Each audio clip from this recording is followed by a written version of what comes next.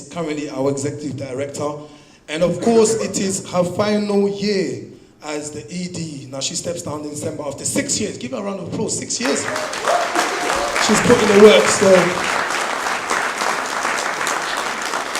And I'm sat on the table with her family. I've met the father, I've met the sister. They are from the Gambia. I love the Gambia. I've been to Banjul a long time ago. We'll stop at that, sir, because I don't want to tell you who I met. A person very high in power. I don't want to go into it, sir, because I can't. Please put your hands together for our very own Executive Director of ILFA, Gardner.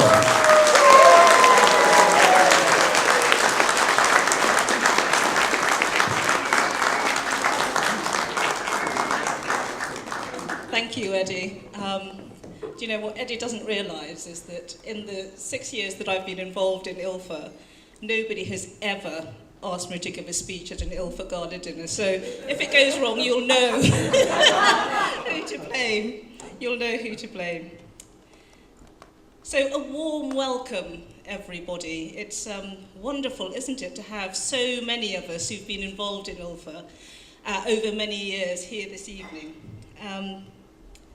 What I'd like to do first, and I know that our guests of honour have been welcomed, but I'd like to welcome them again. So from Nigeria, we have Dr. Akin Olugbade, General Counsel and Chief Operating Officer for the AFC, Africa Finance Corporation. A warm welcome, Adesegun. Thank you for coming. We also have, again from Nigeria, Professor Bolahan Elias, who is founder of G. Elias Law Firm, a leading law firm in Nigeria. Thank you for coming. And Olashupo Shashore San, former Attorney General of Lagos State, and also the first guest of honour at an ILFA Gala dinner in 2011. So isn't it wonderful to have him here with us to celebrate the 10th anniversary? We have Dame Judith McGregor, who is the recent High Commissioner to South Africa. Thank you for coming. Mr. Joe Egan, President of the Law Society of England and Wales. So, Dame Linda, ILFA directors, I know you're all scattered around. Ladies and gentlemen, and ladies. That's for you, Emilia. It's a great honour to be here. It really is. I feel fortunate to be the sitting executive director in this ILFA's 10th year anniversary. It's been a wonderful journey. It really has. Now, everybody has mentioned the fact that I'm stepping down after 6 years. But it has really been my privilege to work with you all to help bring ILFA to what it is today. I mean, no one person can do everything. It's been a team effort with many, many people. So ILFA started in 2007. It was the brainchild of Tim Taylor QC, who's sitting there. Well done, Tim. Very good idea. And it started in its first year with 11 lawyers from 9 different African countries who were seconded to 6 firms. I believe while Omar Abdin is here, he was from the first cohort in 2007. If Weil is around, maybe he's... There's Weil. Give Weil a...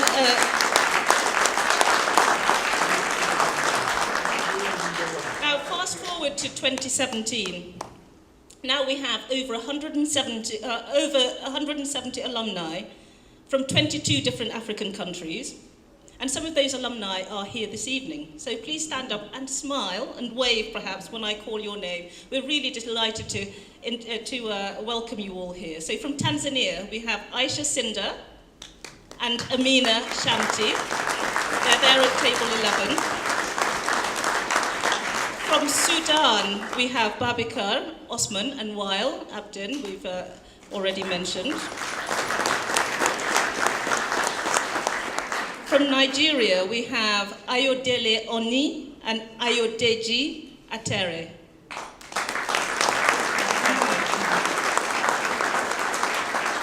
From Zimbabwe, we have Tendai Shomwe. Somewhere.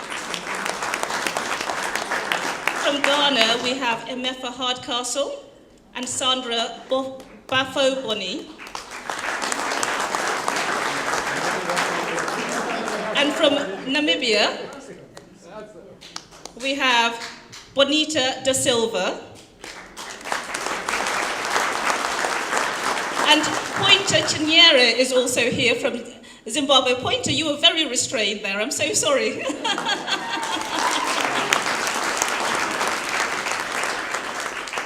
So our list of sponsoring law firms and corporates has also grown from the initial 6 to now 22. Far too many to list in one at this time. But what I would like to do is just mention the event sponsors and thank them. So Norton Rose Fulbright for sponsoring this evening's canapes. I hope you enjoyed them. Thank you. Pimpson Mason and Latham Watkins for sponsoring the entertainment. And Combar, and I do believe Combar did send a couple of representatives this evening, but for assisting generally with the costs of the events. Thank you, members of Combar. And of course, each and every one of you for supporting our work by buying tables to our events and individual tickets as well. Every little counts, as you know, because we're a charity that's desperately in need of money always. So we are continuing to deliver against our capacity building mandate by adding new programmes and initiatives, and Dame Linda has already mentioned those. We had the Inter-Africa Secondment Programme, which was launched in Lagos last year to really foster regional capacity building, and G. Elias Law Firm was one of those that participated in that. And it was a huge success, and as a result of the learnings from that, we're looking to replicate that in Johannesburg next year for the South African region. And there's Angaza Africa Law Training. And let me just say a little about Angaza, because it's very close to my heart. I think if we are serious about building capacity of lawyers practicing in Africa, then we need to make continuing legal education a top priority by making it high quality, easily accessible, and affordable. And this is exactly what Angaza Africa Law Training does. It provides excellent online accredited training courses to African lawyers at a heavily subsidized cost. And where's Nicole Keir-Stewart? The amazing Nicole Keir-Stewart. Please give her a hand, because Angaza, since Nicole has been involved with Angaza, is it coming up to 2 years now, Nicole? Right, 1 year. Now we have over 400 subscribers to the online platform, and we have 35 courses with 11 in the pipeline to go on the courses. And these are, it's structured learning, CPD accredited, and there's certification as well. And it's really affordable. What's not to like? So let's give it up for Nicole, because she does a fantastic job.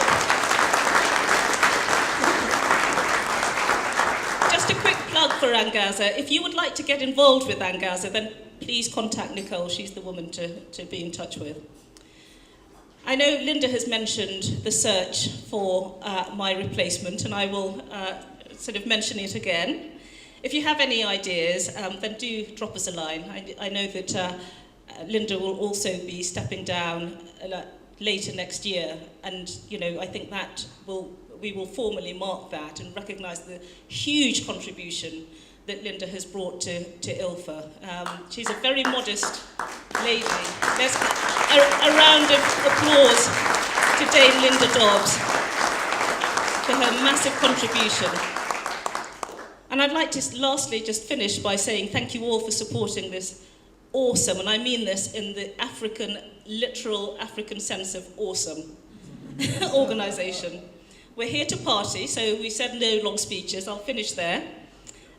But I do think we've got a real cause to celebrate this evening, and as we say in West African Pidgin, we dey party, we dey enjoy.